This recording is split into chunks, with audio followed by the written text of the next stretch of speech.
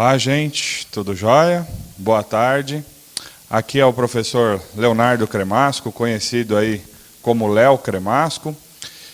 Hoje eu vou acompanhá-los nessa revisão de trabalho e processo do trabalho aqui no Legale, que é um curso excepcional, né? Um excelente curso, tem excelentes professores, inclusive boa parte deles já me deu aula na graduação, em cursinho. Então, eu fico hoje muito honrado pela acolhida de ser assistido aí por vocês, de estar participando com vocês nessa empreitada.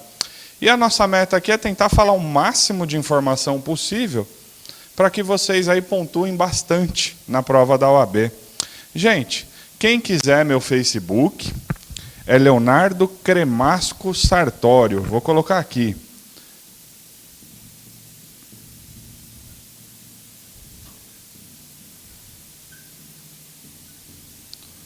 Costumo brincar que a junção dos meus sobrenomes dá crematório. Então é Leonardo Cremasco Sartório. E o WhatsApp?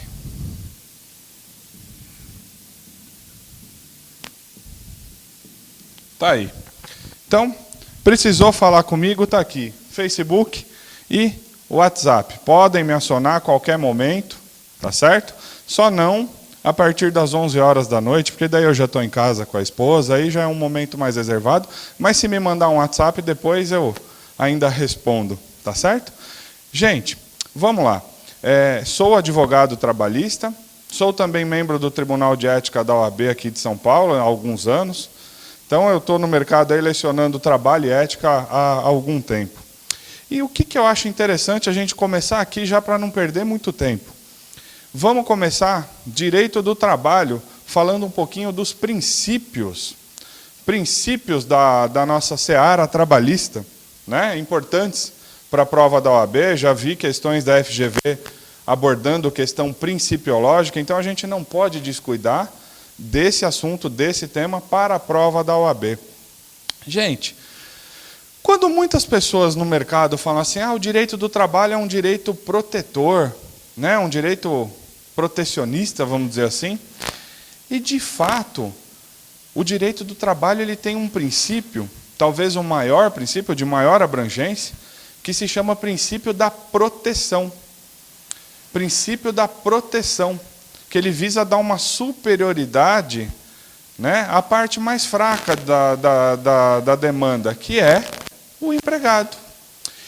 E esse princípio protetor, eu digo que ele é um dos de maior abrangência, porque ele, do princípio protetor, se cair na prova de direito do trabalho, do princípio protetor decorrem 3 outros princípios, que a gente já, com certeza, já ouviu falar na faculdade. Princípio do indúbio pro operário. Indúbio pro operário. Juiz, na dúvida entre interpretações, se tem dúvida, na dúvida favoreça, então, o trabalhador. Não é isso? Indúbio para o operário, na dúvida, favoreça o trabalhador. Agora, os outros 2 princípios que decorrem do princípio da proteção, que são extremamente importantes. Princípio da condição mais benéfica. Gente, condição mais benéfica significa o seguinte: aquela norma da empresa, por exemplo, a norma que está na empresa, o que está no meu contrato de trabalho, que for melhor do que a própria lei, então aquilo deve ser aplicado. Exemplo, eu entrei na empresa e o adicional de horas extras, segundo dispõe o meu contrato de trabalho, se eu fizer horas extras, 60%, ao passo que a Constituição Federal diz 50%. Mas olha lá, gente, por conta do princípio da condição mais benéfica, eu tenho que aplicar aquilo que é melhor para o empregado. Então, aquilo que está no contrato de trabalho. Léo, pode ser alterado? Pode, para futuras contratações. Então, para novos contratados, a gente pode mexer, o empregador pode mexer. Para aquele empregado que já é detentor dessa condição mais benéfica, por este princípio, não se deve mexer. Ok, gente? Então vamos tomar cuidado com esse tipo de pegadinha na prova. E tem um outro princípio também derivado do princípio da proteção, que é o princípio da norma mais favorável. Gente, norma mais favorável. Agora nós estamos falando de lei. Num conflito entre a CLT e a Constituição Federal, se cair na prova, e a CLT for melhor que a Constituição Federal, pelo princípio da norma mais favorável, eu tenho que aplicar aquilo que é melhor para o empregado. Tá certo, gente? Então, condição mais benéfica está no regulamento da empresa ou no contrato de trabalho. Norma mais favorável é o conflito entre duas leis. No conflito entre duas leis tem que prevalecer aquela que for melhor para o empregado, ainda que essa lei seja hierarquicamente inferior, tal como o nosso exemplo. CLT contra Constituição Federal. Legal, gente? Outra coisa, existe um outro princípio na seara trabalhista, que é o da inalterabilidade contratual lesiva. Inalterabilidade contratual lesiva. Gente, o contrato de trabalho não pode ser modificado de forma a prejudicar o empregado. Por esse princípio, o contrato não pode ser alterado de modo a prejudicar o trabalhador. Tá certo? Legal. Agora, a gente há de convir também que o empregador, ele tem o poder diretivo do negócio. Então ele pode promover pequenas alterações unilateralmente, desde que não prejudique o empregado. Ele é o gestor do negócio, não é verdade? E olha só uma situação que já caiu muitas vezes na OAB, e muitas vezes a pessoa pensa que aquilo é prejudicial ao empregado, mas não é. Transferir o empregado do horário noturno para o horário diurno. Gente, transferir um empregado do horário noturno para o diurno, ele perde no que diz respeito ao adicional noturno e na jornada noturna reduzida. Mas as nossas normas de saúde e segurança do trabalho dizem que quem passa a trabalhar no período diurno é muito mais saudável do que quem trabalha no horário noturno. Então vamos tomar cuidado, gente. Se cair na prova da OAB, isso não é uma alteração contratual lesiva. Quem passa do período noturno para o período diurno está fazendo bem para a saúde. Ok? Eu estou tão emocionado de vir aqui hoje falar para vocês que 2 minutos antes de começar aqui o nosso bate-papo, eu virei um copo d'água em cima de mim. Então, se vocês perceberem que eu estou meio banhado aqui, não é suor e não é chuva. É água mesmo. Tá certo? Gente, outro princípio, e esse princípio, para mim, é um dos mais importantes. Porque você aí que está me assistindo, que vai prestar direito do trabalho na segunda fase, e pretende ser um advogado trabalhista, esse princípio aqui, para mim, é o de maior amplitude, que é o princípio da primazia da realidade. Primazia da realidade. Léo, o que quer dizer isso? Por esse princípio, gente, a realidade dos fatos se sobrepõe à forma. Léo, me explica melhor. Os fatos que são levados ao conhecimento do juiz do trabalho, através dos depoimentos pessoais das partes e das testemunhas, são muito, mas muito mais relevantes do que os documentos. Não que os documentos não tenham importância, não tenham valor probatório, eles têm. Só que por esse princípio trabalhista, os fatos que são falados para o juiz do trabalho são mais importantes do que o documento, se esses fatos forem diversos dos documentos. Quer ver só um exemplo, gente? Eu advogo para muitos clientes na área trabalhista, seja reclamante ou reclamada, e muitas vezes a reclamada tem esses cartões de ponto, com horários britânicos, se cair na prova. Jornada britânica, gente, esse tipo de cartão de ponto nem é aceito como prova pelo juiz do trabalho. Ele vai desconsiderar isso daqui. Porque é impossível que no dia a dia nosso não haja pequenas variações. Não é verdade? Pô, o cara todo dia chegou às 9, todo dia saiu às 18. Então ele é o The Flash, né? Nunca teve atraso em metrô, nunca teve trânsito. Então, gente, isso daqui, jornada britânica, geralmente não é aceito. pelo juiz do trabalho. Aí, o empregador vem com a seguinte malandragem, né? No caso, se cair na OAB.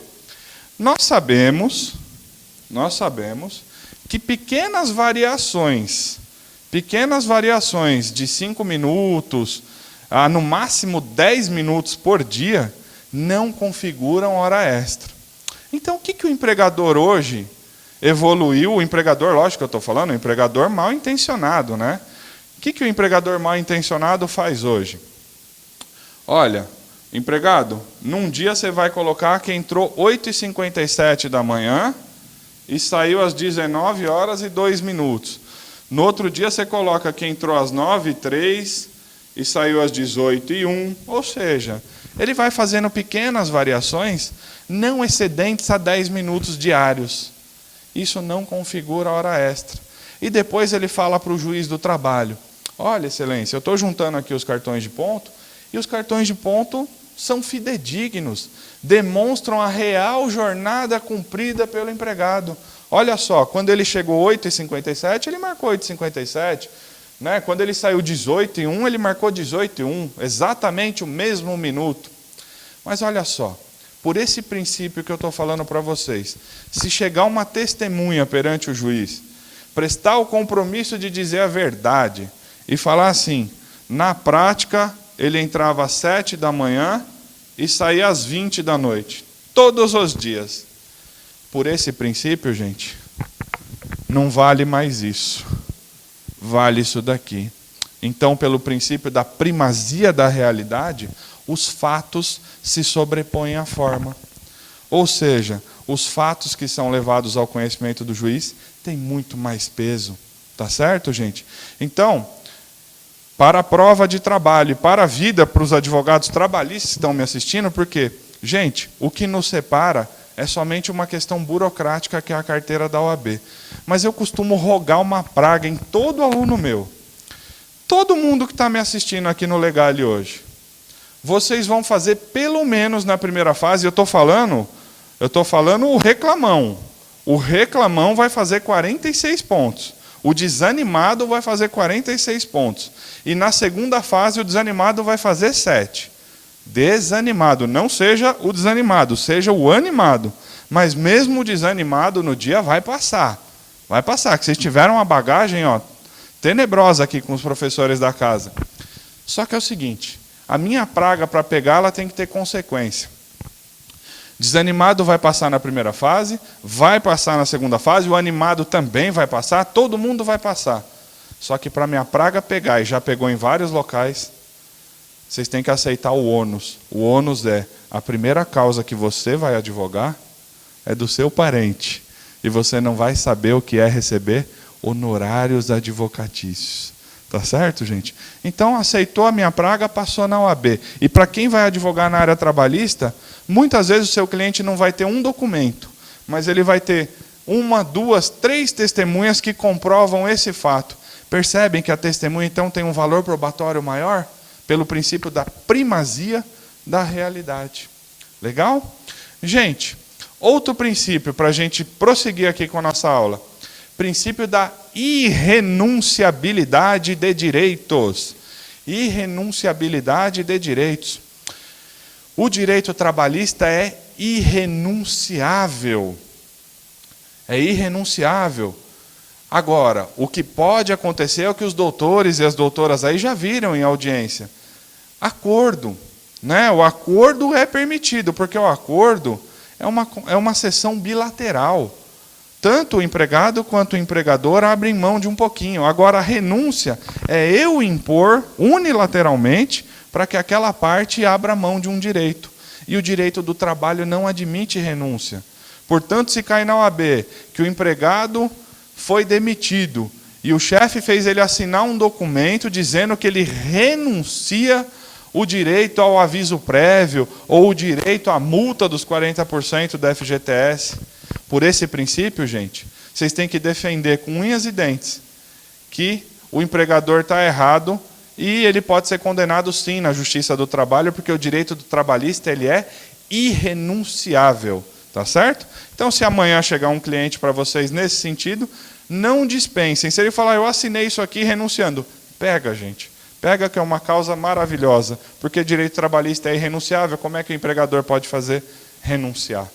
Legal?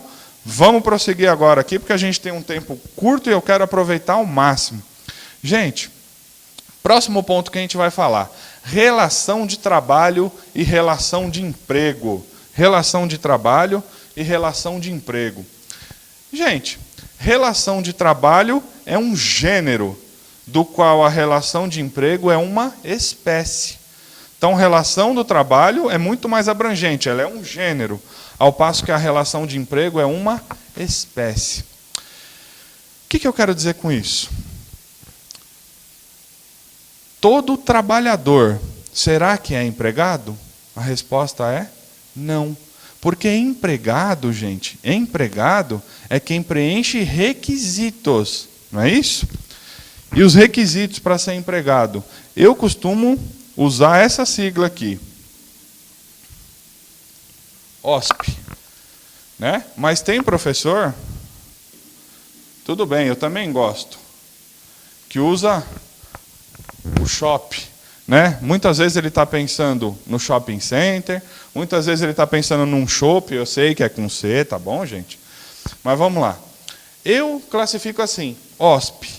OSP significa o quê? Empregado é quem trabalha com habitualidade, ou seja, diferente de eventualidade. A habitualidade, o que é habitual? É constante. Né? Aquele cara foi contratado para trabalhar de segunda a sexta. Opa! Um requisito aqui já preencheu. Habitualidade. Onerosidade, ou seja, o contrato de emprego é oneroso, porque ele recebe salário.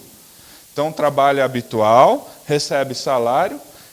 S significa subordinação. O empregado é subordinado juridicamente a alguém. Tá certo? E o contrato de emprego, ele é pessoal. Então, habitualidade, onerosidade, subordinação e pessoalidade. O contrato de trabalho é pessoal. Eu contratei o funcionário Mauro. Quem que tem que trabalhar para mim? Mauro. Ele, se faltar, ele não pode mandar Wagner no lugar. É Mauro. Contratei Mauro. Tudo bem? Então, estes são os 4 requisitos que configuram uma relação de emprego. Emprego. Agora, olha só, tem que ter uma idade mínima para ser empregado, que é 16 anos. 16 anos pode ser empregado. E eu, com 16 anos, já trabalhava no McDonald's falando ok, obrigado. Mais 12 Big Mac, ok, obrigado. Mais um quarteirão, ok, obrigado. Né? Então, às vezes, eu durmo e à noite fico sonhando e falando ok, obrigado. A minha esposa já se acostumou, gente. Ela já se habituou a esse tipo de postura minha, então ela sabe que é um trauma que eu trago da adolescência. Mas assim, o empregado ele tem que ter pelo menos 16 anos. Agora, o aprendiz tem que ter de 14 a 24 anos. Por isso que eu não falo menor aprendiz. O aprendiz tem que ter de 14 a 24 anos, tá certo? Então, empregado, mínimo 16, aprendiz de 14 a 24. E que fique claro, gente, se cair na OAB, o menor não pode trabalhar em local insalubre, perigoso ou em horário noturno. Então, o menor não pode trabalhar em local insalubre, perigoso ou em horário noturno. Por exemplo, seria legal pra caramba, mas o menor não pode trabalhar na Rua Augusta, que é uma rua que tem comércios à noite, né? Legal, bares. Mas o menor não pode trabalhar em horário noturno, em local perigoso ou em local insalubre. Tá certo? Gente, legal. E quando a gente fala de trabalhador, não numa relação de emprego, no trabalhador. O trabalhador é aquele que não preenche um desses requisitos. E que fique claro, meus amigos e minhas amigas, que o não preenchimento de um desses requisitos, qualquer um deles, já não configura mais uma relação de emprego. Aí é uma relação de trabalho. Quer ver um exemplo? Autônomo.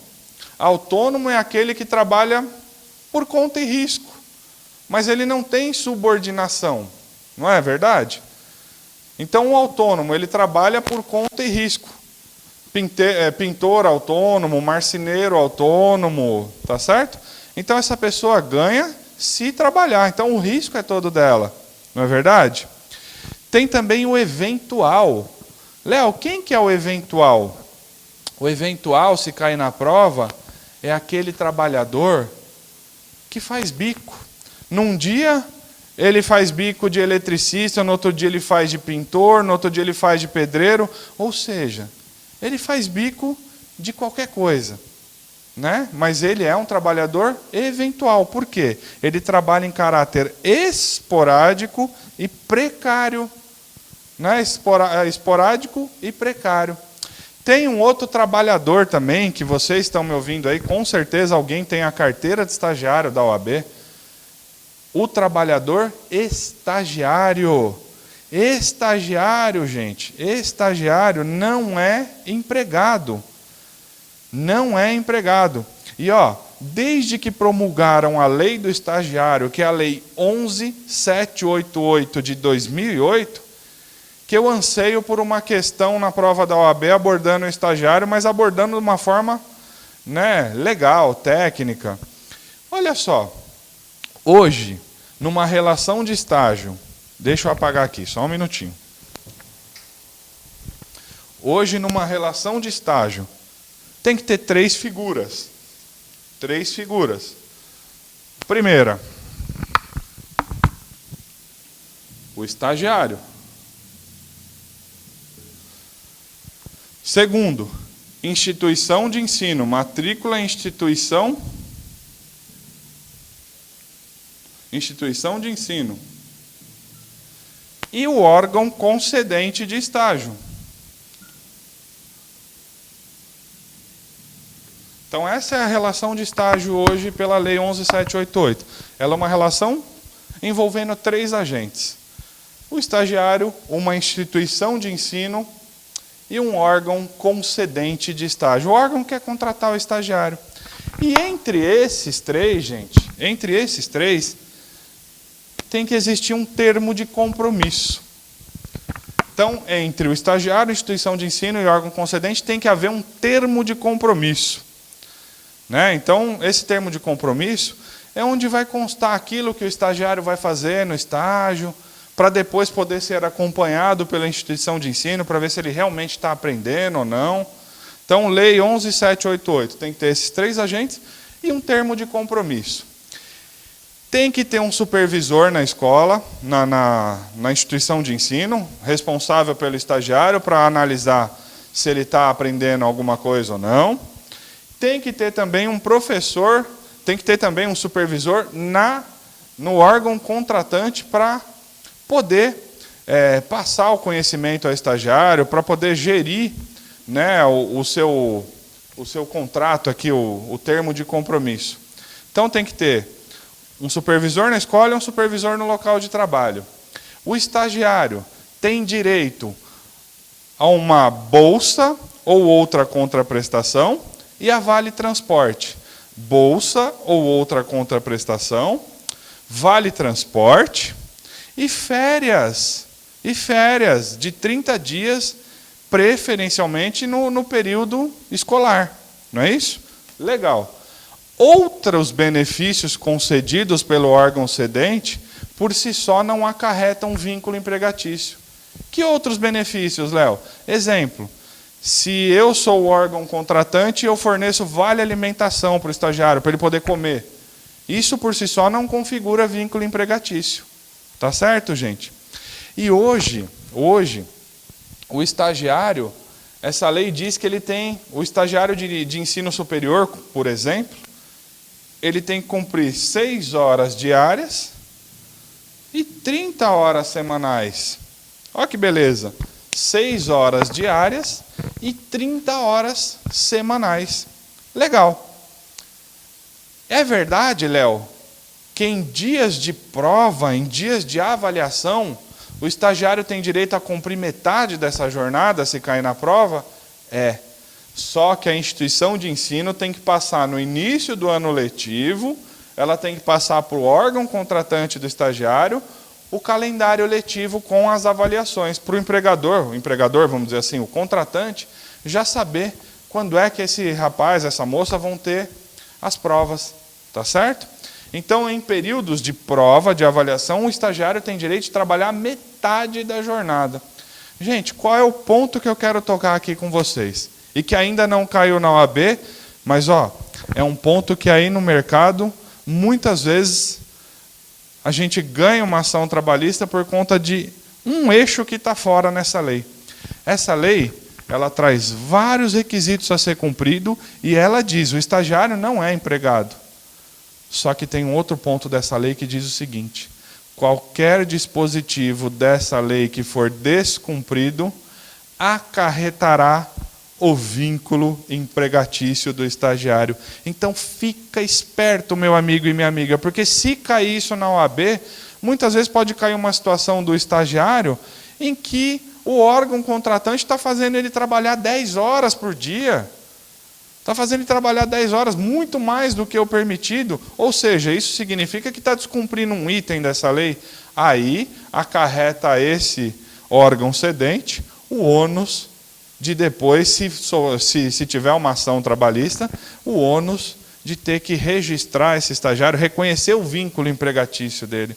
Então, o estagiário, num primeiro momento, não é empregado, mas se comprovar uma fraude à lei, se cair na prova, ele pode sim se tornar empregado. Tá certo? Gente, e quando a gente fala de empregado, tem também, a gente tem que considerar o empregado rural. Né? Quem que é o empregado rural? Agora eu estou falando de empregado, não estou falando de trabalhador, estou falando de empregado que é que preenche esses requisitos. O rural, gente, é quem trabalha nas atividades de lavoura, de pecuária, a empregador rural. Então, empregado rural trabalha no setor de lavoura, pecuária, a empregador rural. Não é isso? Em zona rural ou prédio rústico. Léo, o que é isso? Prédio rústico, gente, é aquele que está situado geograficamente na área urbana, mas que se destina somente à atividade rural. Então, se cai na OAB, pode ter atividade rural? Pode ter empregado rural em área urbana? Pode, se ele trabalhar num prédio rústico. Ou seja, se o empregador dele desenvolve atividade rural naquele ambiente, então ele é empregado rural. Tá certo?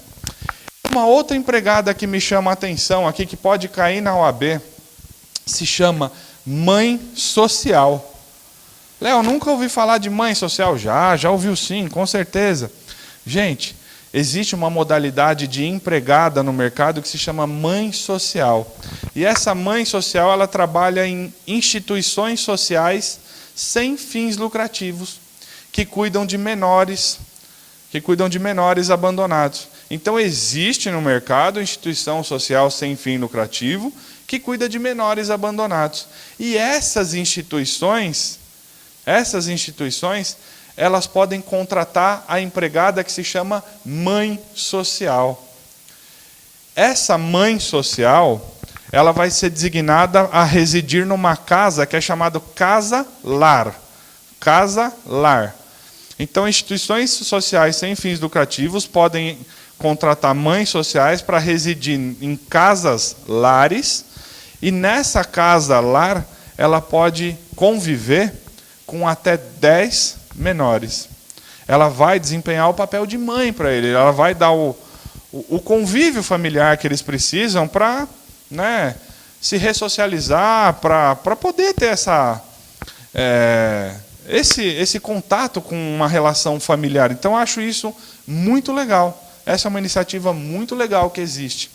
Agora, Léo, que direito tem a mãe social como empregada? Todos os direitos trabalhistas. Todos os direitos trabalhistas. Com exceção de horas extras.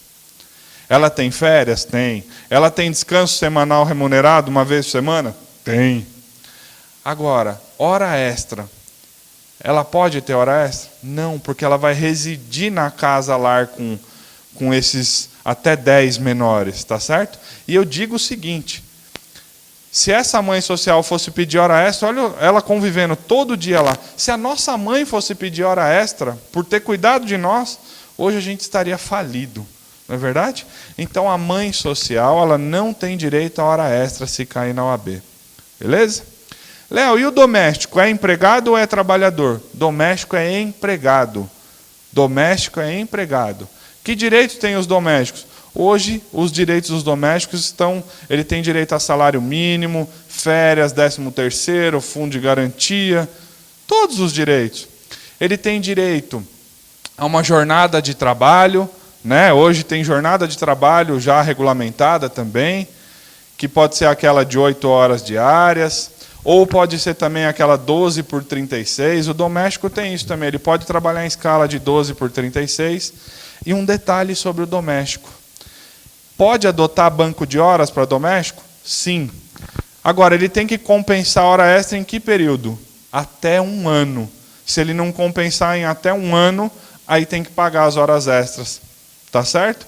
Então, o doméstico tem hora extra hoje, pode ter banco de horas, ou seja, ele pode acumular horas extras, e no período de 1 ano, ele tem que compensar essas horas. Legal, gente? Show de bola? Vamos lá, então, agora para o nosso próximo ponto.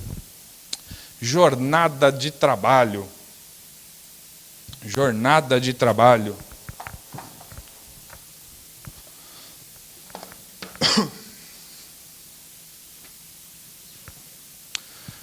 Gente, quanto à jornada de trabalho, o que diz a nossa querida CLT?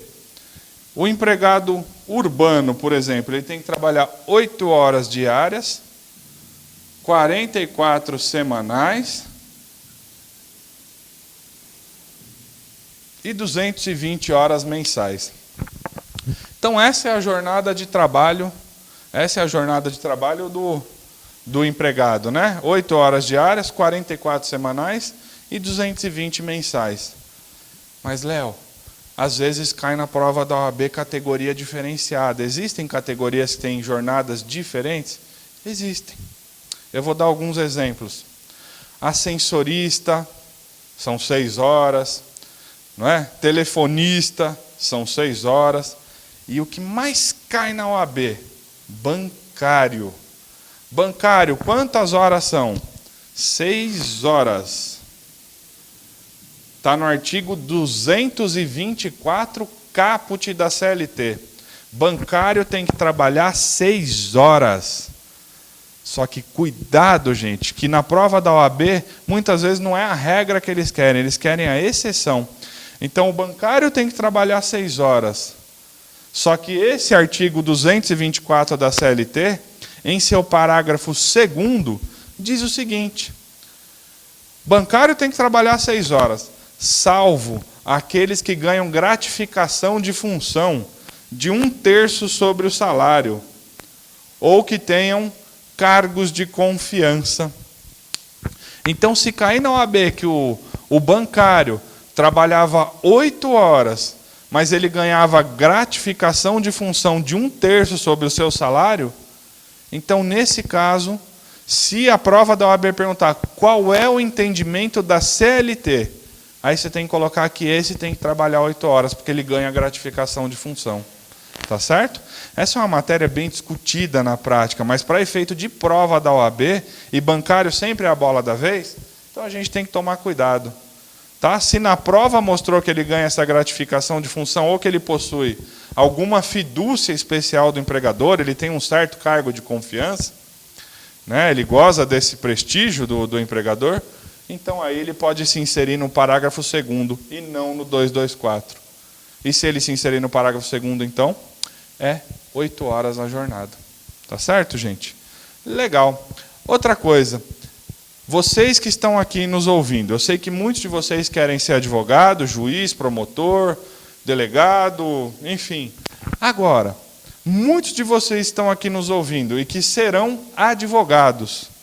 Olha quantas horas tem que trabalhar o advogado. 4 horas por dia e 20 horas por semana. Essa é a melhor profissão do mundo. Você trabalha 4 horas no dia, sobra 20. O que eu vou fazer nessas 20? Assiste Netflix, Joga videogame ou estuda, não é verdade? Mas diz o estatuto da OAB, se cair na prova, aqui pode ter um crossover, né, entre a CLT e o estatuto. O estatuto da OAB diz que advogado tem que trabalhar 4 horas por dia e 20 horas semanais. Só que aí vem sempre o salvo, né, gente? Salvo acordo coletivo dizendo o contrário, aí tem que aplicar o acordo coletivo. Salvo convenção coletiva dizendo o contrário, aí tem que aplicar a convenção coletiva. Ou salvo contrato de dedicação exclusiva. Então, o empregado tem direito de trabalhar 4 horas, salvo se tiver acordo coletivo, convenção coletiva ou contrato de exclusividade. Nessas 3 hipóteses, o nosso querido advogado passa a trabalhar também 8 horas. Tá certo? Fundamento, artigo 12, Regulamento Geral da OAB. Artigo 12, Regulamento Geral da OAB. Tá certo, gente? Então, vimos, e aqui muitas vezes fica um protesto meu. Nós vimos que o princípio da norma mais favorável, independentemente da hierarquia entre uma norma e outra, tem que aplicar aquela que é mais favorável ao empregado. Mas olha só, o Estatuto da OAB é a norma mais favorável para o advogado empregado. Mas o próprio Estatuto, infelizmente, disse assim: se tiver um acordo coletivo, deixa de aplicar a jornada do Estatuto e aplica a do acordo coletivo. Se tiver uma convenção coletiva, esquece o Estatuto e aplica a convenção. E se o cara assinar um contrato de exclusividade, aplique o contrato de exclusividade. E nessas 3 hipóteses, passe a jornada dele para 8 horas. Que pena. A norma mais favorável abriu precedente para aplicar a norma mais desfavorável. Olha só, não é verdade? Mas se cair na prova da OAB, eles vão perguntar o entendimento do estatuto, né? Pode ser que caia na prova de trabalho, porque ultimamente eu vejo eles fazendo pegadinha de constitucional em ética, de ética em trabalho. Então, isso pode acontecer. O exame é unificado, então eles podem fazer. Tá certo? Legal até aqui? Gente, aqui estão os horários. Agora, e quanto aos intervalos? E quanto aos intervalos? Nós temos intrajornada, interjornada e hoje tem um intervalo da mulher. Ó, que legal. Intervalo intrajornada é o para refeição e descanso. É o almoço ou é a janta. É para refeição e descanso. Léo, quando se aplica o intervalo intrajornada? Vamos lá. Jornadas de 4 a 6 horas tem que ter pelo menos 15 minutos de intervalo. De 4 a 6 horas. Se o cara trabalha de 4 a 6 horas, 15 minutos de descanso. A partir de 6 horas, de trabalho, aí a pessoa tem direito a um mínimo de 1 hora de intervalo, a no máximo 2. Então, para quem cumpre jornada acima de 6 horas, tem direito de pelo menos 1 hora de intervalo, a no máximo 2, salvo se tiver negociação coletiva em sentido contrário. Então, é de 1 a 2, mas se tiver negociação coletiva em sentido contrário, aí vai se aplicar essa negociação coletiva, essa convenção coletiva. Tá bom? Legal. Qual é a pegadinha?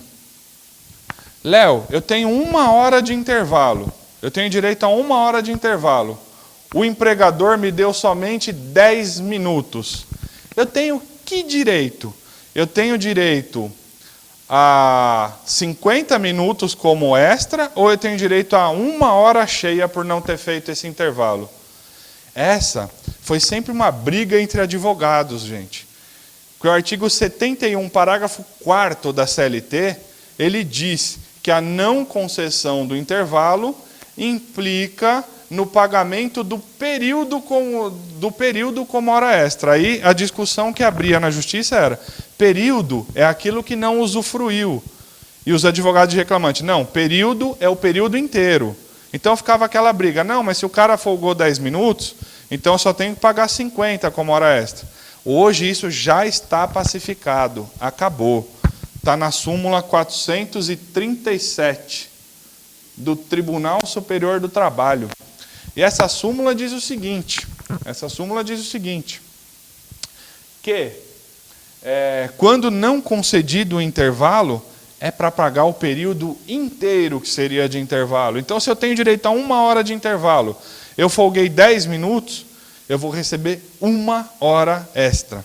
Aí, se eu folguei 50 minutos, você vai receber 1 hora extra. É a inteligência da súmula 437 do TST. Tá bom? Legal. E o intervalo interjornada? Interjornada, gente, é o intervalo entre uma jornada e outra. Entre uma jornada de trabalho e outra. Entre uma jornada de trabalho e outra, eu tenho direito de descansar 11 horas. Então, interjornada, entre um dia de trabalho e outro, eu tenho direito de descansar 11 horas. Tá certo? 11 horas. E se eu não descansar às 11 horas? Nesse caso, eu vou receber às 11 horas essa? Não. Nesse caso, você vai receber o período que faltava. Então, se você folgou 9 horas, você vai receber o período que faltava, 2 horas. Tá certo? Está no artigo 66 da CLT. Artigo 66 da CLT. Então, entre uma jornada de trabalho e outra, tem que descansar 11 horas e não pode ser suprimido pelo descanso semanal remunerado. O que você quer dizer, Léo? Entre uma semana de trabalho e outra, eu tenho direito a 24 horas de descanso. Então, eu tenho um dia na semana que eu tenho direito de folgar 24 horas. Só que todos os dias, entre uma jornada e outra, eu tenho direito de folgar 11 horas. Ou seja, após o meu último dia de trabalho na semana, eu tenho direito às minhas 11 horas de descanso, mais o descanso semanal remunerado. Então, após o meu último dia de trabalho na semana, o meu direito é descansar 35 horas. 11 do intervalo interjornada e 24 do descanso semanal remunerado. Tá bom, gente? Legal? Gente, eu deixei um material para vocês aí, um material de apoio. Está lá no portal do Legale gratuitamente para vocês. Não deixem de conferir, tá bom? Legal. Intervalo da mulher. Gente, tem um capítulo na CLT destinado às mulheres. O ser mais especial do mundo, né? Mais abençoado. A mulher é fundamental na vida de um homem. Mulher é tudo. E a minha, se estiver me assistindo, estiver me ouvindo, um beijão para você, viu, amor? Olha só. A mulher, ela tem um intervalo também. Se cair na prova da OAB, artigo 384 da CLT. Esse artigo diz o seguinte, que quando for exigido hora extra para uma mulher, ou seja, a mulher tem que trabalhar 8 horas, num contrato ela está trabalhando 8 horas. Se for exigido que ela cumpra hora extra, ela tem direito de descansar 15 minutos para cumprir essa jornada. 15 minutos. Então, mulher, para fazer hora extra, tem direito a descansar 15 minutos. Tá certo? E se não descansar, isso pode ser requerido depois como hora extra. Está nesse artigo aqui. Léo, é só para mulher? É só para mulher. Tem uma discussão jurisprudencial de tentar tratar por analogia a mesma situação ao homem, mas por hora a CLT só diz que esse é um direito da mulher. Tá certo?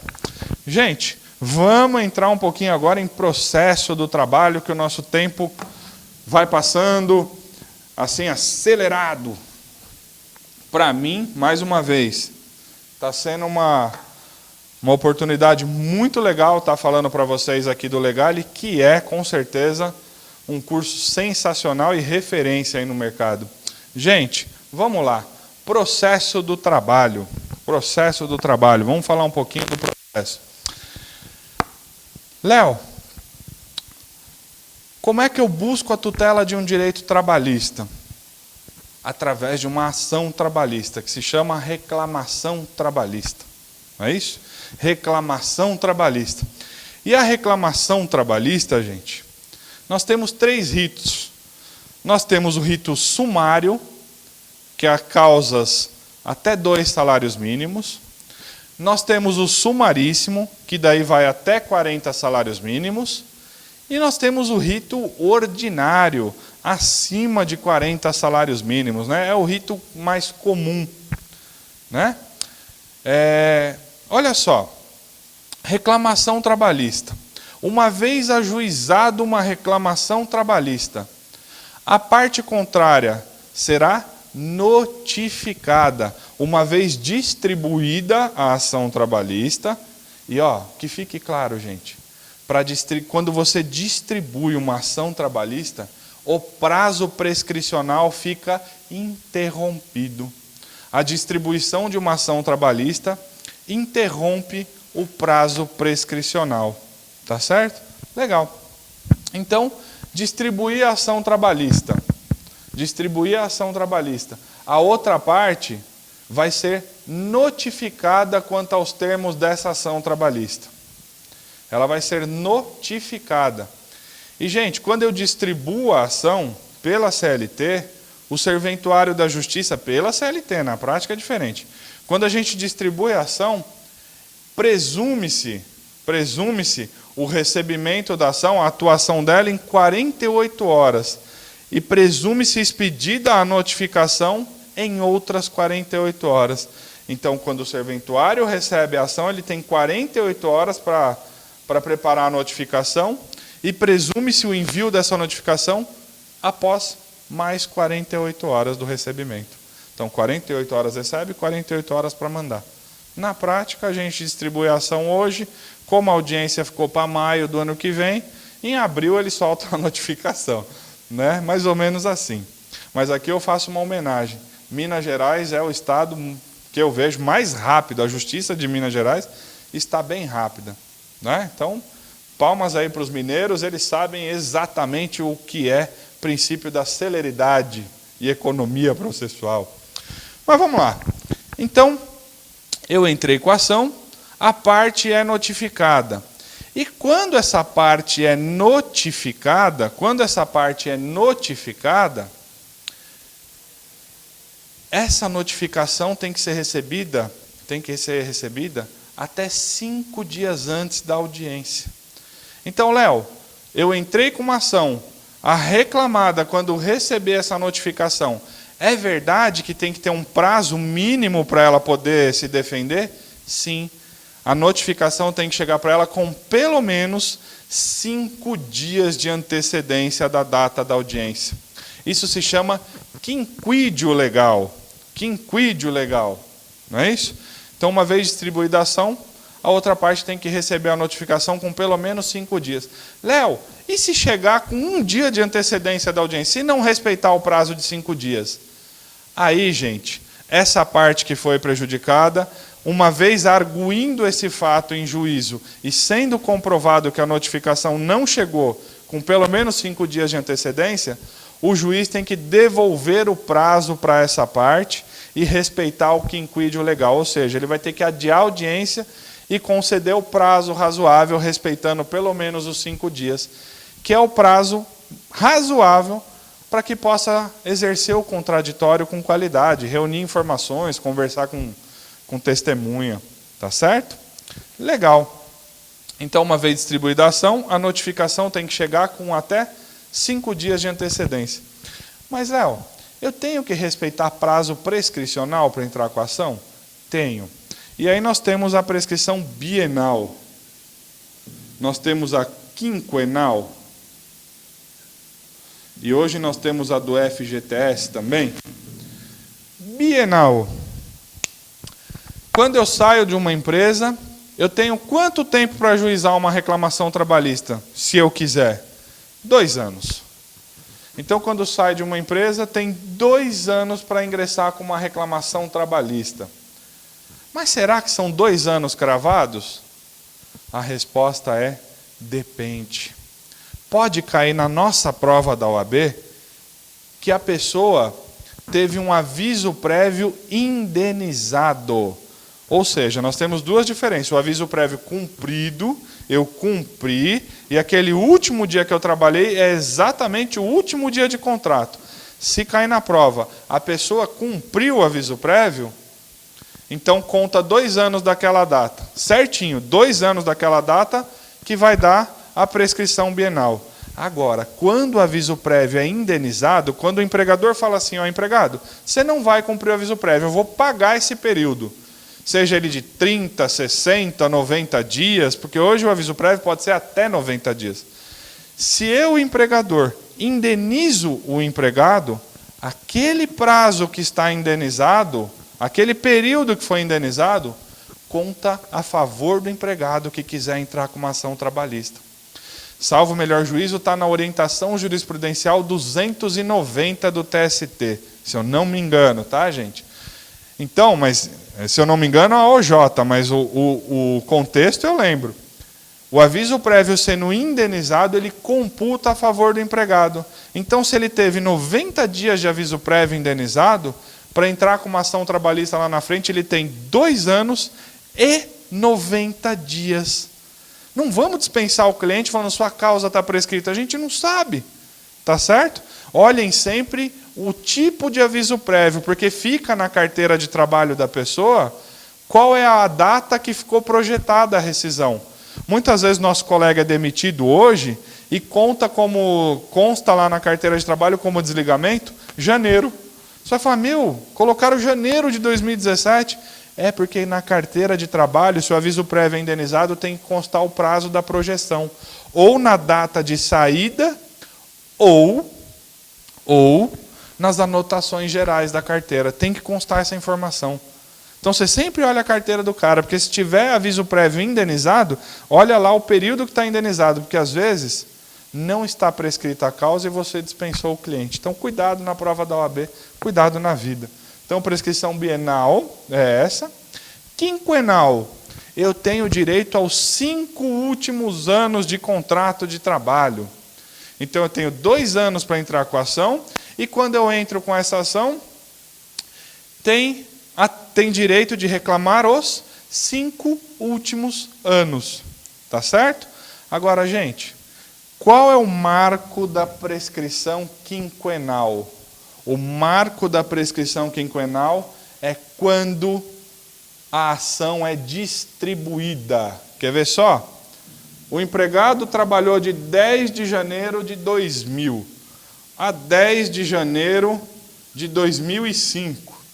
E o aviso prévio dele foi cumprido. Então ele cumpriu. Esse aqui foi exatamente o último dia de trabalho.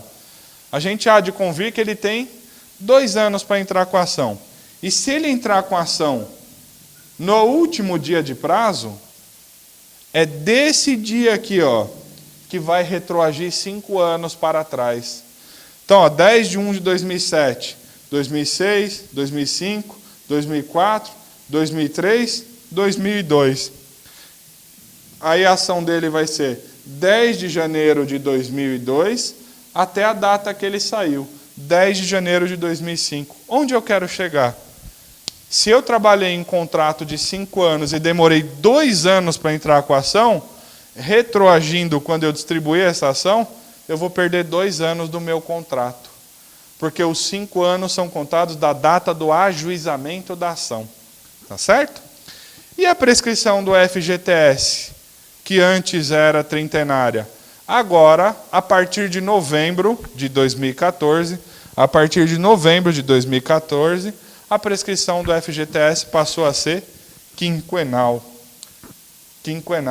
E desde que seja ajuizada a ação em até 2 anos. Então, ao FGTS, eu tenho que entrar com a ação em 2 anos, a partir de novembro de 2014. E, a partir de então, a prescrição é quinquenal. Tá certo? Gente, detalhe. Será que na Justiça do Trabalho precisa de advogado?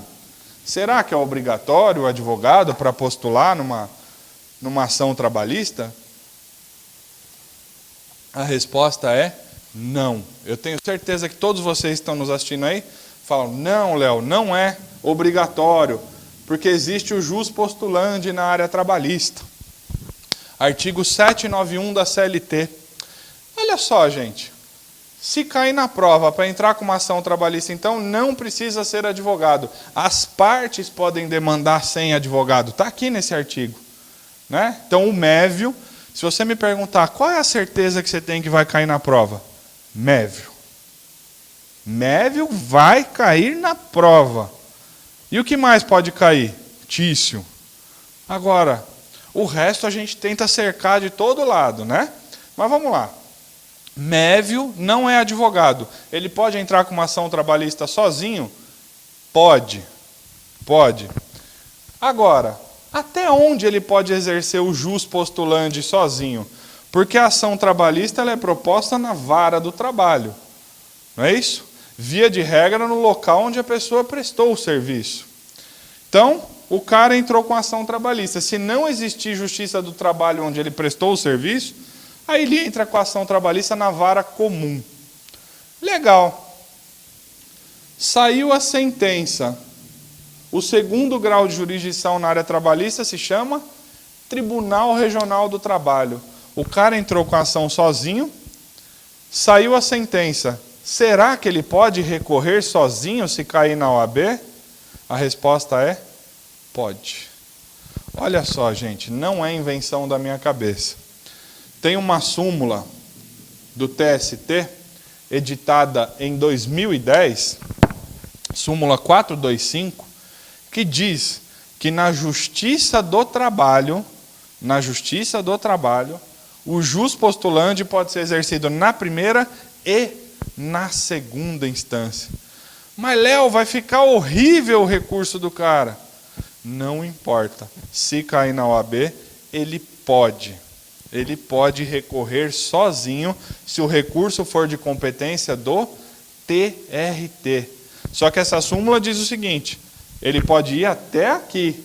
Então a gente há de convir do TRT para o TST é o momento que a pessoa que não quis o advogado vai ter que contratar o advogado. Aqui, ó. Tá certo, gente? Então, muito diferente de um juizado especial cível, por exemplo, que a pessoa entra com a ação sozinho, até 20 salários mínimos, mas quando sai a sentença já tem que contratar um advogado.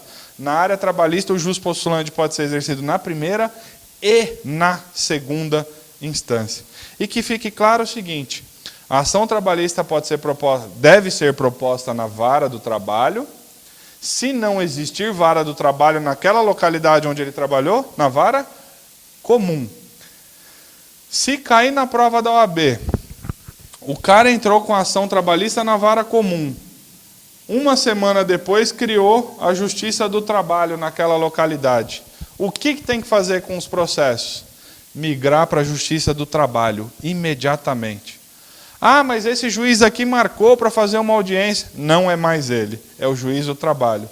Ah, mas e os atos que ele praticou quando forem para a Justiça do Trabalho? Serão preservados, porque ele estava investido de competência trabalhista. Tudo bem? Então, olha só. Justiça do Trabalho, jus postulandi é primeira e segunda instância. Só toma cuidado, meus queridos. Por quê? Se cair na OAB e um mandado de segurança, a pessoa pode fazer na Justiça do Trabalho? Pode. Sozinha? Não. Mandado de segurança, essa súmula diz, tem que ser feita por advogado. E ação rescisória, pode fazer? Pode. Sozinha? Não. Com advogado. E ações de natureza cautelar? Também com advogado. Então, MS, rescisória e cautelar tem que ser feita por advogado. Tá certo? Reclamação trabalhista, o mévio pode sozinho e ele pode ir sozinho até o TRT. Mas vai ficar um horror, eu sei, mas ele pode ir sozinho. Tá bom, gente? Legal. Beleza. Então nós vimos aqui um pouco de reclamação trabalhista, notificação e as espécies de respostas do réu. Respostas do réu. Nós temos contestação, reconvenção e exceção. e exceção. Gente, essas são as 3 modalidades que o réu pode dar na área trabalhista. 3 modalidades de resposta. Agora, só a contestação é que tem o condão de afastar os efeitos da revelia. Porque é a contestação que vai contra-atacar o mérito de uma ação. Não é isso? Então, só a contestação que ataca os efeitos que se contrapõem à revelia. Se não entregar a contestação, é revel. Não é isso? Legal. E a reconvenção? O que vem a ser a reconvenção? Reconvenção, gente, apesar de ser uma modalidade de resposta do réu, ela tem natureza jurídica de ação. É uma ação do réu contra o autor dentro da mesma ação. Não é isso? É uma ação do réu contra o autor dentro da mesma ação. E agora, o nosso CPC atual diz que a reconvenção deve ser feita dentro da contestação. A reconvenção hoje é feita na contestação. Mas o CPC também diz o seguinte: nada impede, se a parte quiser abrir mão de contestar e fazer só a reconvenção, ela pode. Então a reconvenção ela é feita na contestação, mas se a pessoa quiser, ela pode fazer só uma reconvenção. Mas aí sabemos quais serão os efeitos de não ter contestado o pedido. Não é isso? E as exceções, gente? Exceções. Nós temos exceção de incompetência absoluta e relativa, exceção de impedimento e exceção de suspeição. Caramba, Léo, sua letra é um horror, eu sei. Eu acho que o examinador da OAB, quando pegou a minha prova, ele falou assim: eu vou aprovar esse rapaz, porque se eu reprová-lo, eu corro o risco de pegar essa prova para corrigir de novo. Não é porque minha letra é muito sofrível. E, gente, toma cuidado no dia da prova, tá? Essa questão de caligrafia, ela é levada em consideração. Então, tenta caprichar na letra. Sigam o que os professores de vocês pontuarem, porque são pessoas gabaritadas, são pessoas que estão há anos no mercado fazendo isso, então eles sabem o que dizem. Então, se eles falarem, cuidado com a letra, cuidado com erro de português, tá certo? Cuidado com viajar na prova. Então, vocês vão ter todo esse amparo dos professores. E sigam o que eles falam, porque esses caras sabem. Olha só. Incompetência absoluta. Incompetência absoluta do juiz tem a ver com a matéria.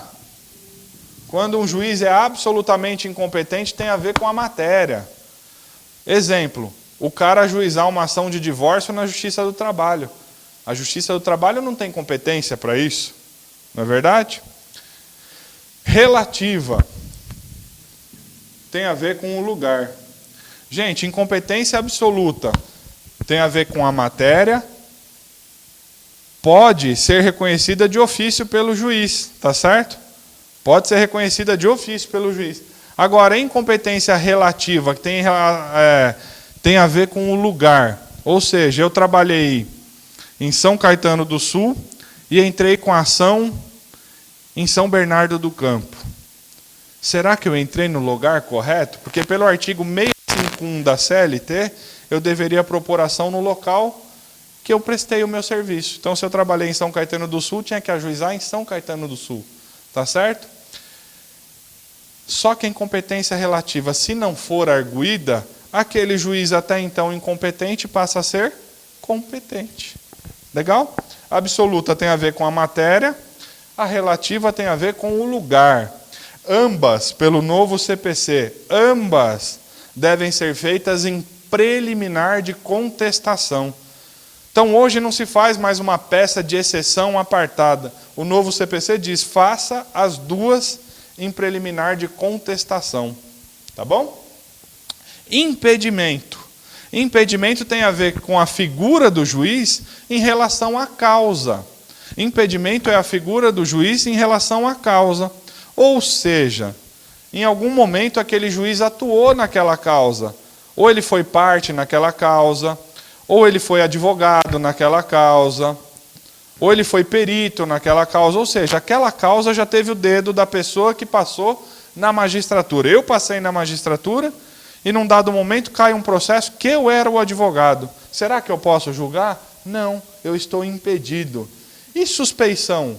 Suspeição é a pessoa do juiz em relação às partes demandantes. As partes, tá certo? Amigo íntimo, inimigo íntimo, parente. Então, impedimento é o juiz em relação à causa. Suspeição é o juiz em relação às partes. Tá certo? Legal. Prosseguindo.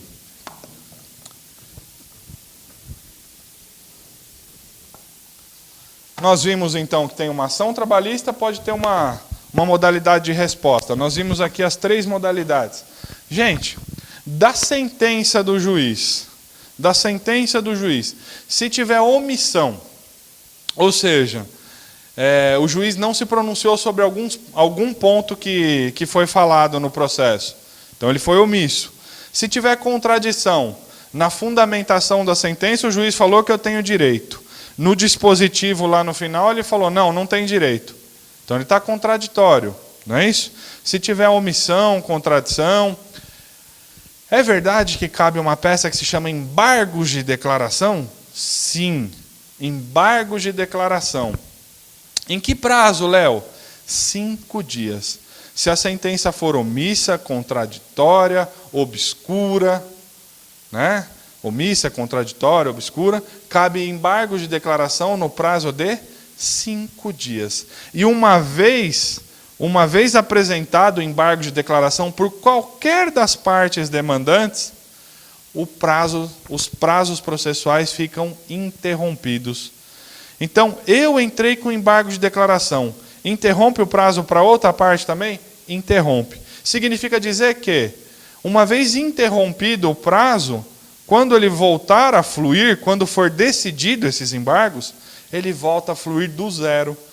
Essa é a diferença da interrupção. Então, quando falar que o prazo interrompeu, ele volta a fluir do zero. Eu entrei com embargo de declaração no 5º dia, interrompeu o prazo para apresentar recurso, tanto para mim quanto para outra parte. Julgados os embargos, reabrem novos 8 dias para apresentação de recurso. Tá certo? Então, vamos lá. Sentença. Se tiver esses detalhes, cabe embargos de declaração no prazo de 5 dias. Agora, se a sentença não tiver omissão, contradição, obscuridade, aí o recurso cabível se chama recurso ordinário. Em que prazo, Léo? 8 dias. Então, se eu quero atacar o mérito da sentença, o recurso trabalhista se chama recurso ordinário. E quando uma parte recorre, a outra parte é intimada a fazer contrarrazões de recurso. Em quantos dias, Léo? 8 dias também. Léo, como é que funciona a questão do preparo? Tem que ter preparo, um recurso? Tem. Recurso ordinário. O que é o preparo? No que consiste? Custas e depósito recursal. Custas e depósito recursal. Reclamada, paga o quê? Custas mais depósito recursal. E o reclamante, Léo, ele paga o quê para recorrer? Depende. Ele paga custas. Se a ação for totalmente improcedente. Então, o reclamante, se ele perder tudo na ação, para recorrer ele tem que pagar custas. Salvo se cair na OAB o manto sagrado da justiça, que se chama justiça gratuita.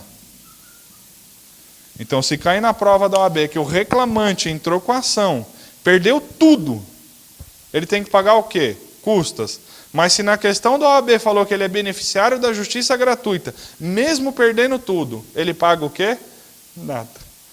Beneficiário da justiça gratuita é um manto sagrado, é o colar do anjo do Big Brother. Tudo bem, gente? E justiça gratuita... Ai, Léo, nem assisto Big Brother, nem eu. Eu assisto coisas mais intelectuais. Eu assisto outros programas aí, Dança Gatinho, Teste de Fidelidade, essas coisas. Vamos lá. Gente, pior que eu falo isso e minha esposa fala, qualquer hora vai pôr uma foto no Face de eu assistindo esses programas. Mas o que acontece? Eu passo 14 horas do meu dia, às vezes até um pouco mais, vivenciando só o direito. Então, se eu chegar em casa e assistir alguma coisa vinculada ao direito, eu vou explodir. Então, às vezes eu gravo esses programas de auditório para dar aquela, sabe, relaxada. Às vezes isso é bom. Às vezes é bom. Ah, olha, me traiu com a filha do vizinho, aí começa aquela pegação no palco. Às vezes é legal, né? A minha esposa não gosta que eu assista isso, mas às vezes precisa dar risada e assistir coisa, no meu caso, às vezes eu preciso assistir coisas que não agregam nada, só para esvaziar aquele conteúdo que eu adquiri naquele dia. Mas vamos lá. Então, preparo custas e depósito recursal, e eu estava dizendo que a justiça gratuita pode ser requerida a qualquer tempo e momento. Tá certo? Legal. Agora, julgado o recurso ordinário, tem um acórdão aqui. Cabe recurso de revista. Deixa eu só fazer um parênteses.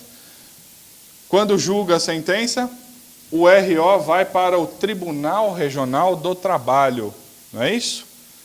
O RO é um recurso que vai endereçado para o juiz, a quo, que é o juiz da vara, e eu peço a remessa dele para o TRT.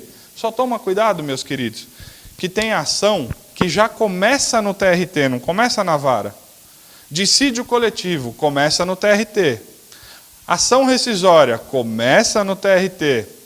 Habeas corpus, começa no TRT. E mandado de segurança. Né? Mandado de segurança tem variações, mas via de regra, TRT. Essas ações que começam no TRT, quando o TRT julga, qual é o recurso? Recurso ordinário também. Só que aí é endereçado para o TRT e pede a remessa do recurso ordinário para o TST. Então o TST não julga só recurso de revista, ele pode julgar também recurso ordinário, quando a causa começou direto no TRT. Beleza? Legal. Acórdão que julga o recurso ordinário, numa ação comum, que começou na vara. Acórdão que julga o recurso ordinário, aí o próximo recurso é recurso de revista, para o TST. E uma vez que a parte recorreu, a outra parte é intimada a fazer contrarrazões de recurso de revista. Qual o prazo, Léo, para ambos? 8 dias. Detalhe. Gente, a missão de todo Tribunal Superior, tal como o TST, STJ, é uniformizar a jurisprudência. Ou seja, tentar unificar a jurisprudência o máximo possível para assim garantir a tão sonhada economia e celeridade processual. Então, olha só, para eu fazer um recurso de revista, se cair na prova, eu tenho que demonstrar que aquela causa oferece transcendência. O que é transcender? Ultrapassar. Aquela causa oferece transcendência com os aspectos sociais, de ordem social, econômica, jurídica e política. Então, aquela causa, eu tenho que mostrar para o TST que não é uma simples demanda entre A e B, que ela é relevante para a sociedade, para o meio político, para o meio jurídico e para o meio econômico. Tá certo? Então, esse é um requisito também do recurso de revista. Gente, julgado o recurso de revista. Julgado o recurso de revista. Se tiver alguma contrariedade a uma súmula do TST, divergência com alguma súmula do TST, ou súmula vinculante do STF, cabe um outro recurso que se chama embargos ao TST, ou seja, ao próprio TST. Julgou o recurso de revista, se ele tiver contrário a uma súmula do TST, ou a uma súmula vinculante do STF, ou uma orientação jurisprudencial do TST, se ele viola aquilo que pensa o próprio TST, aí cabe um recurso dentro do TST, que se chama embargos ao TST. Que prazo, Léo? 8 dias também. E a outra parte, vai poder fazer contra-razões do recurso de embargos? Vai. Que prazo? 8 dias também. E quando eu falo de preparo, gente, tem preparo nesse recurso, tem preparo nesse recurso, tem preparo nesse recurso aqui também. Tá certo? Agora, e se tiver uma violação direta à Constituição Federal? Aí eu posso recorrer para quem? Para o guardião da Constituição. Aí eu recorro para o STF. E o recurso é o recurso extraordinário, no prazo de 15 dias. Recurso extraordinário no prazo de 15 dias. Tá bom? Legal. Agora, e se cair na prova da OAB? E se cair na prova da OAB que foi denegado o seguimento a algum recurso? Despacho que denega seguimento a recurso. Ele é atacável via agravo de instrumento. Então, se algum recurso aqui teve seu processamento denegado, aí eu entro com agravo de instrumento para possibilitar o processamento desse recurso. Tá certo? E hoje, o agravo de instrumento, o que eu tenho que saber? Hoje, para interpor um agravo de instrumento, eu tenho que recolher 50% do valor de depósito recursal daquele recurso que eu quero destrancar, vamos falar assim. Então, vamos supor que um recurso ordinário custe aí R$9.000 para interpor um recurso ordinário. Eu quero interpor agravo de instrumento, eu tenho que recolher R$4.500, 50% do valor do recurso, do depósito recursal. Só que quem paga depósito recursal é a reclamada. Então, o reclamante, para entrar com agravo de instrumento, se cair na prova, nunca vai pagar nada. Tá certo? O reclamante nunca vai pagar nada. E, gente, mais uma visão que eu quero dar a vocês. Saiu a sentença. Eu não quis recorrer num primeiro momento.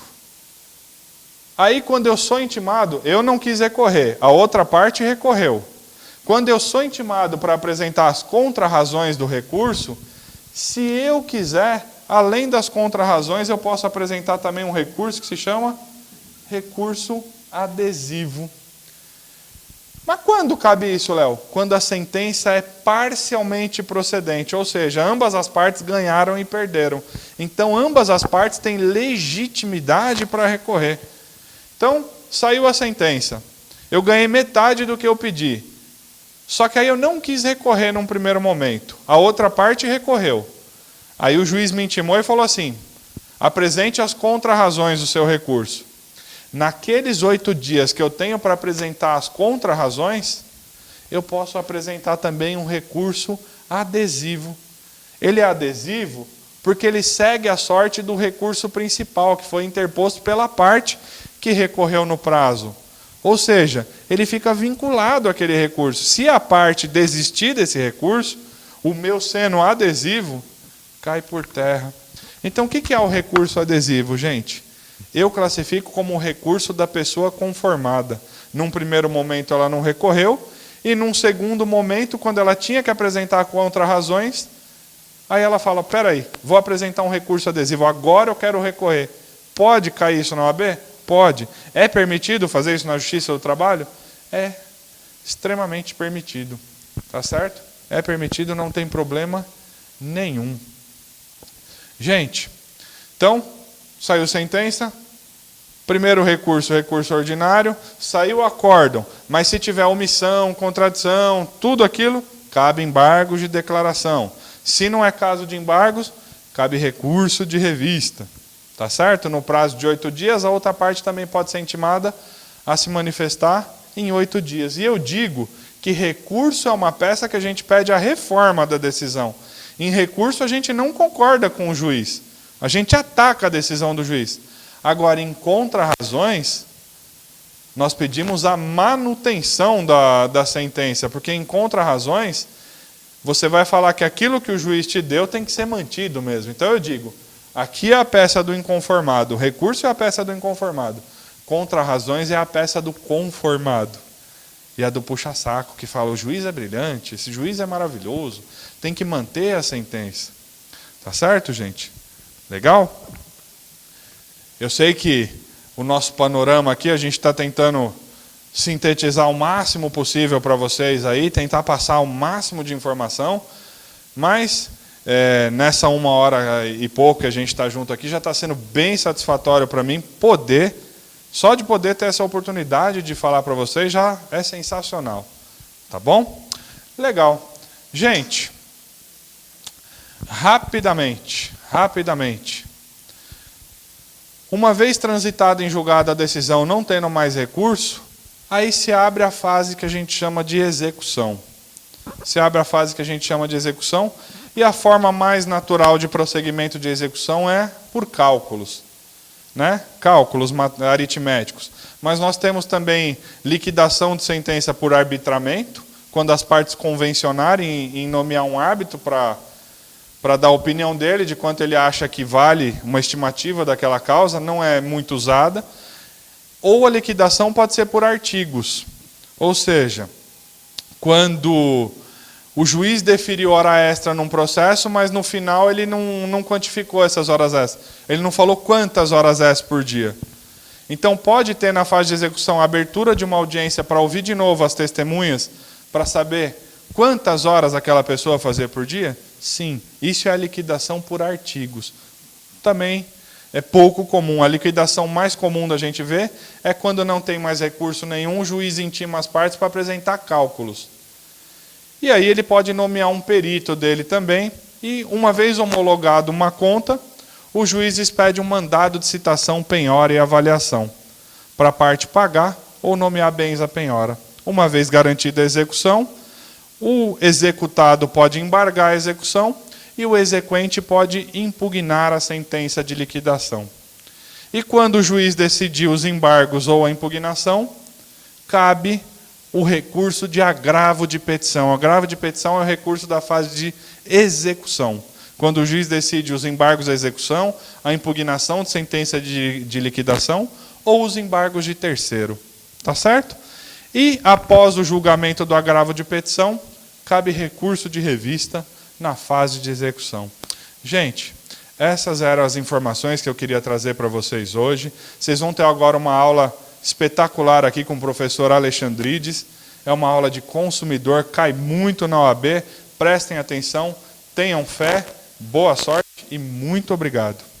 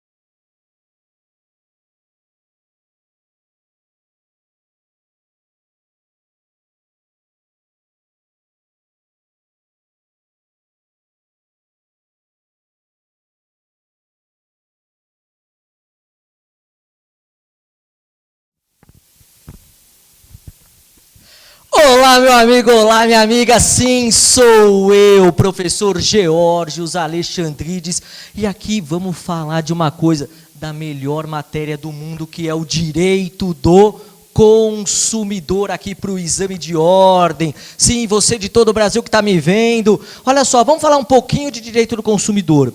O raciocínio que você tem que ter quando se pensa nas questões aqui de direito do consumidor para o exame de ordem, tem como base o quê? A vulnerabilidade. Opa, todo consumidor é vulnerável. É um princípio dentro do Código de Defesa do Consumidor que estabelece que o consumidor está numa posição de fragilidade, de debilidade perante o fornecedor de produtos e serviços. E justamente por essa situação de desequilíbrio, nós vamos buscar aqui a proteção do mais fraco, a proteção do consumidor. Por isso que o código é de proteção e defesa do consumidor. É daí que vem a necessidade de proteção. Mas espera aí, por que nós vamos proteger? Nós vamos proteger para gerar o equilíbrio na relação entre consumidor e fornecedor. Mas olhem só, quando nós pensamos nessa busca do equilíbrio, nós temos que pensar o seguinte: o consumidor mais fraco merece ser protegido, então ele terá direitos para que essa proteção seja feita. Mas a proteção não é de forma absoluta. O consumidor ele será protegido até que se atinja o equilíbrio com o fornecedor.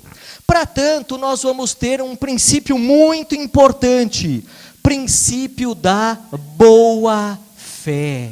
A boa-fé. Quando nós pensamos na boa-fé, o que nós temos aqui? O Código de Defesa do Consumidor estabelece para nós a boa-fé sob o prisma objetivo, a boa-fé objetiva, que permeia as relações de consumo. Quer dizer, quando nós falamos na boa-fé objetiva, nós estamos analisando a conduta, nós estamos analisando o comportamento, tanto do consumidor como também do fornecedor, que deve estar lastreada na honestidade, na lealdade, na confiança. Então aqui a conduta de boa-fé é a base da lealdade, é a base da confiança.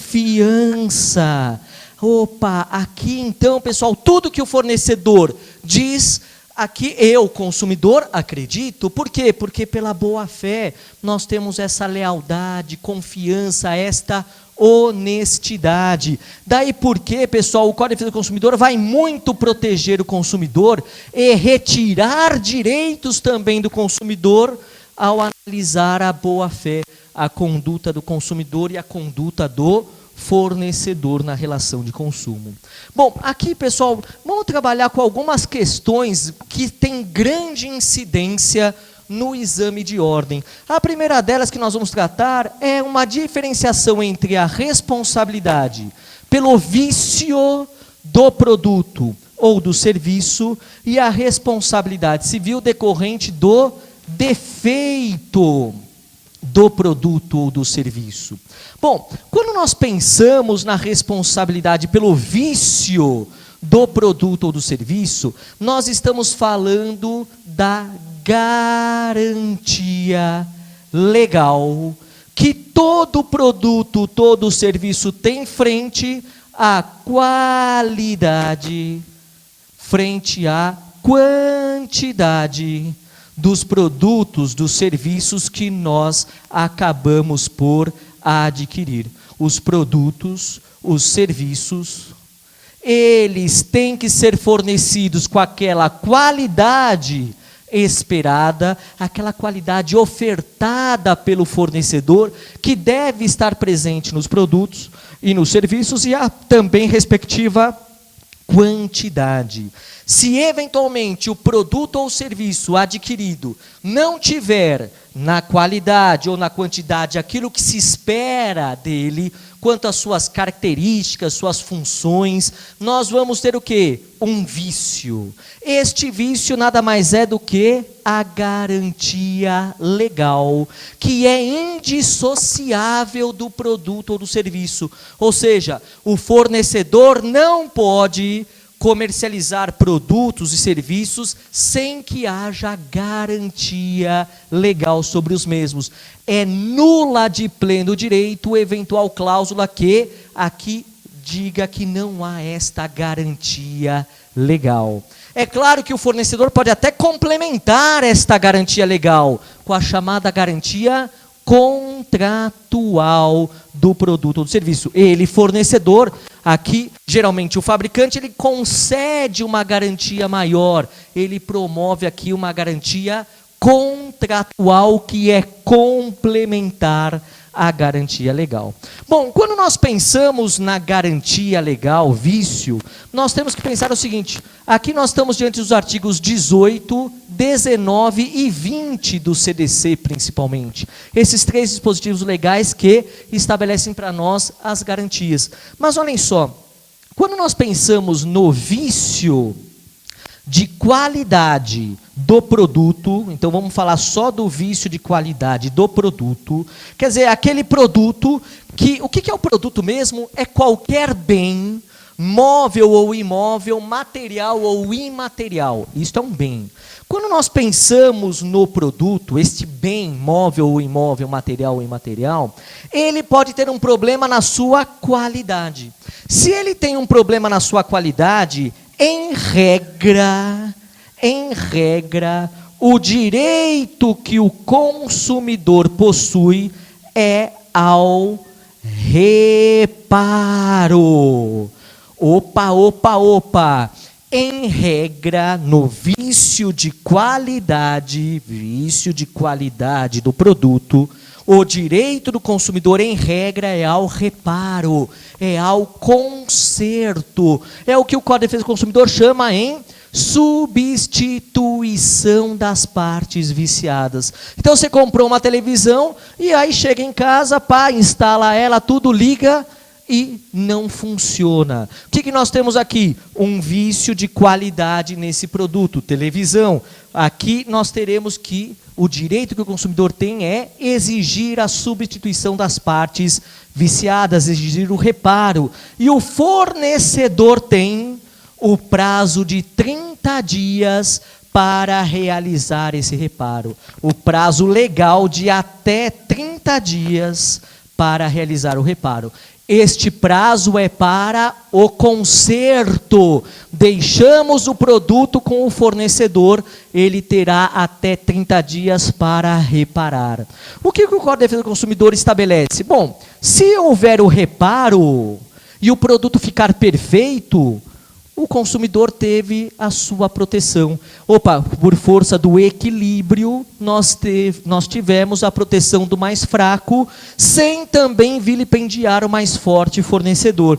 Então, havendo o reparo, maravilha, o consumidor está protegido. Mas o que acontece se não for promovido o reparo no prazo de até 30 dias? Passou o prazo de reparo, passou os 30 dias que o fornecedor está com o produto e não realiza o reparo. E aqui, pessoal, não importa qual seja o motivo. Vamos pensar o seguinte, ele fala, olha, eu ainda não fiz o reparo porque não chegou a peça que é importada.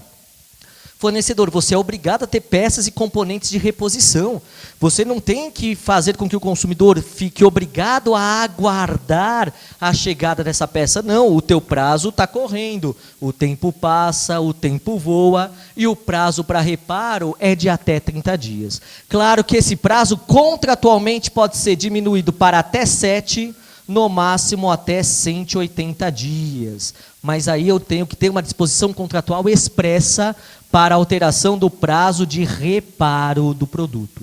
Mas não sendo realizado o reparo, o que acontece? Se não foi realizado o reparo, nós vamos ter que o consumidor poderá optar, e quem escolhe é o consumidor poderá optar entre uma de 3 alternativas. O consumidor pode optar pela substituição do produto por outro. Opa, substituição. Opa, aqui a substituição significa que o consumidor, ele terá agora um produto igual, a premissa é que seja igual, sem o vício. Então aqui a substituição por outro, igual, mesma espécie, mesma marca, mesmo modelo, mesmas características, sem o vício. Bom, aqui pessoal, se a substituição for por um produto idêntico, não se fala em diferença de valores. Não há necessidade. Não importa quanto eu paguei, não importa quanto está agora o produto, porque se é igual o produto substituto com aquele que está sendo substituído, não há que se falar em diferença de valores. Mas, não sendo possível a substituição por um produto igual, pode mesmo assim o consumidor continuar optando pela substituição. Se o consumidor continuar optando pela substituição por um produto de aqui espécie, marca, modelo diverso, um produto diferente, aí sim nós vamos ter que falar em eventual diferença de valores. Então, se o consumidor, vamos pensar o seguinte, o consumidor pagou aqui R$1.000 num aparelho celular. Esse aparelho celular apresentou um vício, um problema de qualidade, e ao levar para reparo não houve esse conserto aqui, e isso fez com que o consumidor pudesse optar pela substituição. Sim, pudesse optar pela substituição, mas não tem mais um igual. Opa, se não tem mais nenhum idêntico e o consumidor continua querendo a substituição, pode o consumidor optar pela substituição por um produto diferente, marca, modelo, espécie diferente. Mas aí eu tenho que falar diferença de valores. Quanto que é aquele R$1.000 pagos atualizados até agora? R$1.010, por exemplo? Opa, quanto que custa o produto que ele agora quer em substituição, o consumidor? R$1.100, o consumidor paga a diferença. Ah, não, ele quer um produto agora de R$800, o consumidor recebe a diferença em dinheiro. Então aqui vai ser apurada a eventual diferença. Este é o direito à substituição. Bom, mas você está na cabeça o seguinte, você pensou, o que é? Substituição não é igual a troca? Não, substituição é diferente de troca. Troca, na verdade, é uma política estabelecida pelo fornecedor e é uma oferta.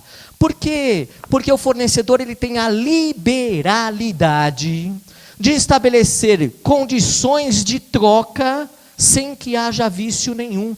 Opa, você chega lá, vai comprar um presente, então, vamos pensar que vocês vão comprar um presente, tudo, e compra o presente do tamanho errado, da cor que a pessoa não gosta. O que nós temos? Vai poder trocar?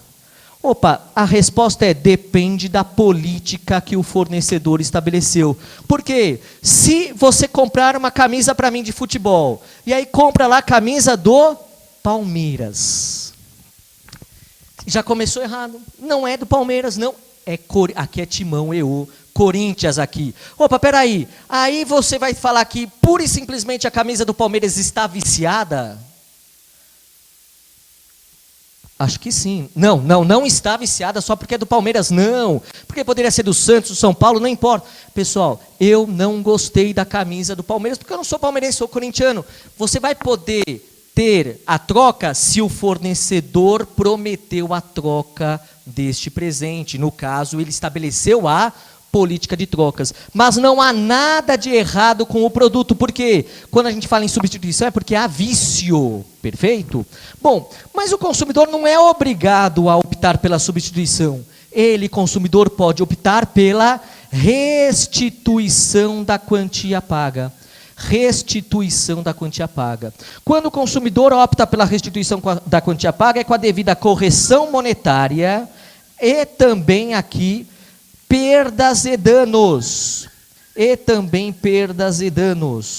Perdas e danos, o consumidor vai ficar sem o produto. O consumidor tinha uma expectativa de consumo e agora não tem mais. E outra, o consumidor pode ter prejuízo por não ter mais aquele produto. Então, perdas e danos, lembrando, danos patrimoniais e danos extrapatrimoniais. Indenização. Claro que eu preciso ter prova do dano para poder ter indenização. Agora, olha só, na substituição eu também posso ter dano a ser indenizado. Mesmo que o reparo seja feito no prazo de 30 dias, eu sem o produto, fiquei sem o meu carro por 20 dias. Eu posso ter tido prejuízos indenizáveis, sim. Perdas e danos é um direito básico do consumidor. Sempre que o consumidor tiver dano, terá o direito de ser indenizado. Bom, mas o consumidor aqui nesse caso, ele opta, se ele quiser, pela restituição da quantia paga. Mas nós temos uma terceira opção ao consumidor. Qual é essa terceira opção? O consumidor pode, aqui, alternativamente à sua escolha, optar pelo abatimento proporcional no preço. Abatimento proporcional no preço. Quando nós pensamos nessa alternativa, abatimento proporcional no preço, significa que o consumidor ficará com o produto, sim, sem o reparo, aquele produto viciado. Lembrem-se, essas alternativas em regra só abrem se não houver o reparo. Não foi consertado o produto, mas o consumidor prefere ficar com o mesmo. Só que ele pagou por um produto perfeito, e agora está ficando com um produto viciado, porque ele quer. Então, vai ter que ser feito o abatimento no preço. E como que isso é calculado? Vai ser arbitrado. Arbitrado ou pela vontade do consumidor e com o fornecedor, ou seja, eles chegam a um acordo, ou se não houver acordo, o arbitramento judicial. Mas aqui eu tenho abatimento proporcional no preço. Bom, pessoal, aí você vai falar, mas quem vai ser louco de comprar, de ficar com esse produto viciado e ter o abatimento no preço? Olha só que interessante, isso é mais comum do que a gente possa imaginar. O fornecedor, muitas vezes, ele coloca à venda produtos com pequenos problemas. Ele coloca lá pequenos defeitos, né? Ele coloca lá roupas lá com pequenos problemas, aqui eletroeletrônicos, aqui, por exemplo, troca de mostruário, que ele fala está com alguns problemas, está com risco, está sem o controle remoto, a televisão. Ele estabelece o quê? Ele informa, informação. Informação é outro princípio muito importante no direito do consumidor. Ele promove a informação e fala o seguinte, você quer comprar? Essa televisão custa R$2.000, só que está sem o controle remoto, não está na caixa, tem pequenos riscos aqui na sua borda, te vendo por R$1.200. Você compraria? E não? Eu compraria, lógico que compraria. Claro, pessoal, o consumidor vai ter a perspectiva, diante da informação, sabendo qual é o vício de qualidade, ele já está tendo o abatimento proporcional no preço antecipadamente. Pode? Pode, desde que tenha informação adequada. Tudo bem? Então aqui, claro que se não é feito o reparo, o consumidor tem como alternativa ficar com o produto, mesmo com o vício que não foi reparado, e ter o abatimento no preço. Mas é muito mais comum a comercialização de produtos viciados, tendo já de antemão o consumidor este abatimento no preço, este desconto. Tudo bem? Eu disse para vocês que a regra é o reparo. A regra é o reparo. Só que nós temos exceções.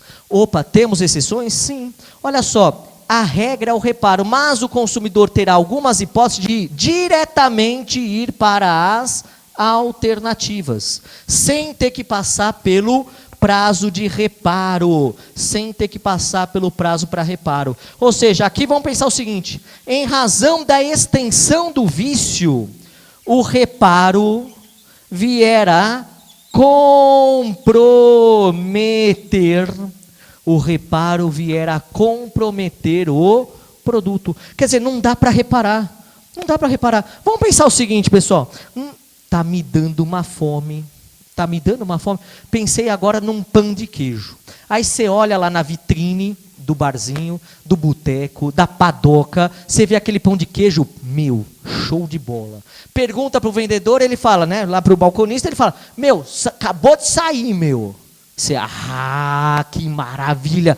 Os olhos cheios de lágrimas, a boca salivando. E aí você vai lá, me dá um. E aí você vai lá e dá a primeira mordida. Você quase quebra os dentes de tão duro que está. Espera aí. Dá para reparar? É um vício de qualidade. Dá para reparar? Dá para ele falar, não, espera aí, eu vou pôr no micro-ondas aqui e vou reparar para o senhor. Quer dizer, aqui o reparo ele acaba comprometendo o produto, as características, as qualidades daquele produto. Então não é exigível que o consumidor tenha que se submeter ao reparo quando o reparo causa dano. O produto não vai ser o mesmo reparado, porque o reparo não gera o resultado de eliminar o vício. Ele acaba comprometendo o produto. Também não será tido reparo quando este reparo vier a, se realizado, gerar uma diminuição no valor do produto. Quer dizer, o reparo ele até resolve o problema, mas ele deixa marcas, ele acaba desvalorizando o produto. Quer dizer, ao desvalorizar o produto, não é a mesma coisa que ter um produto novo. Então, em razão disso, nós vamos ter que o reparo não será exigível, o consumidor poderá buscar diretamente uma das alternativas estabelecidas nos incisos do artigo 18. E também uma terceira exceção aqui. Qual é essa exceção? É de que quando o produto for essencial, não há que se falar em prazo para reparo, porque o produto essencial, ele é essencial aqui por sua própria natureza. Não é o que é essencial para mim, é o próprio produto por suas características acaba sendo essencial. Então daí porque nós vamos ter que não é exigível o reparo, o consumidor poderá ir diretamente para uma das alternativas: substituição do produto, restituição da quantia paga ou abatimento proporcional no preço. Vamos pensar o seguinte: dá para viver sem geladeira? Ninguém consegue viver sem geladeira.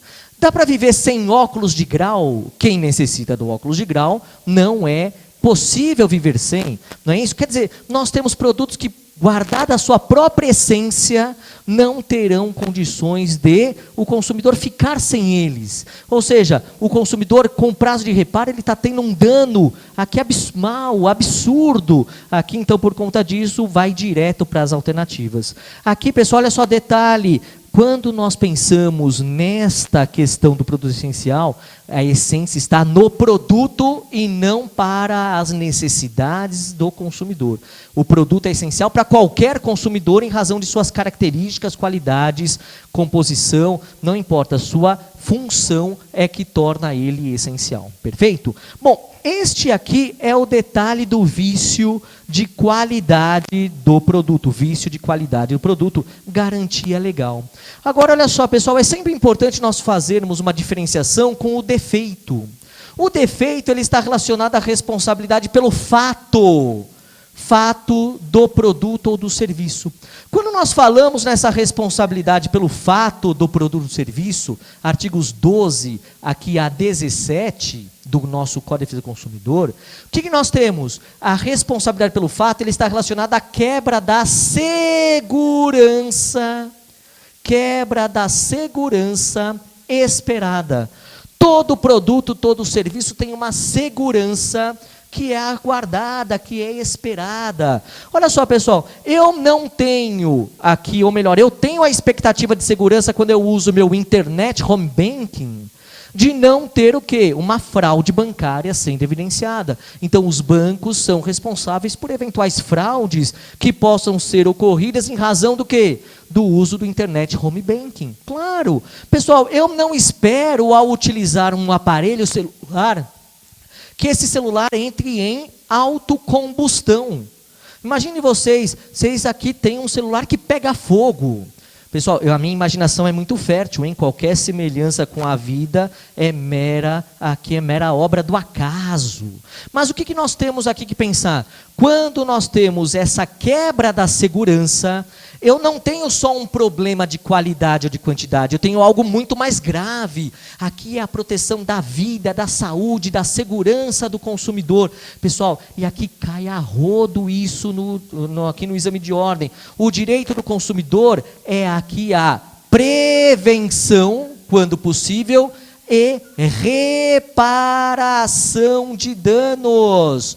Prevenção e reparação de danos. Quando for possível, prevenir. Quando não é possível, reparar os danos por conta dessa quebra da segurança. Atenção, pessoal, a responsabilidade pelo fato, ela é tratada pelo CDC com uma palavra defeito.